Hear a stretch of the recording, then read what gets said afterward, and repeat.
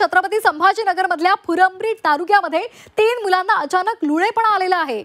आताची महत्त्वाची बातमी आपण पाहतोय, 3 मुलांना अचानक लुळेपणा आलेला आहे। खंबाट वस्तीमध्ये ही घटना घडली आहे। 30 महिने 9 वर्ष आणि त्याचबरोबर 11 वर्ष या वयोगटातली ही 3 मुलं आहेत। या तिन्ही मुलांवर संभाजीनगरच्या रुग्णालयामध्ये उपचार सुरू आहेत। आताची महत्त्वाची बातमी आपण पाहतोय, या संदर्भात अधिक माहिती देत आहेत आमचे प्रतिनिधी विशाल करोडे।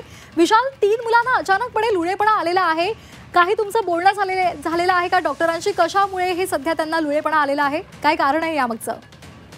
नक्की याच कारणाचा आता डॉक्टर तपास करत आहे। ॲक्यूट पॅरालिसिस असं त्यांनी संशयित रुग्ण म्हणून नाव दिलेलं आहे। नक्की हा कशामुळे होतं हे शोधण्याचा प्रयत्न आहे, कारण ही तिन्ही मुलं अत्यंत लहान आहे आणि त्यामुळे हा आजार जनुकीय याच्यामुळे झाला की नक्की दुसरं काही कारण आहे, पिण्याच्या पाण्याचा स्रोत खराब आहे, या सगळ्या कारणांचा आरोग्य विभाग आता शोध घेत आहे। महत्त्वाचं म्हणजे या तिन्ही मुलांवर पहिले ग्रामीण भागात उपचार सुरू होते, मात्र ते उपचारांना प्रतिसाद देत नव्हते, त्यामुळे त्यांना शहरात आणण्यात आलं आणि शहरातल्या एका खासगी रुग्णालयात आता त्यांच्यावर उपचार सुरू आहे। याबाबत आरोग्य विभाग तपासणी करून नक्की या मुलांना काय झालं हे सांगणार आहे।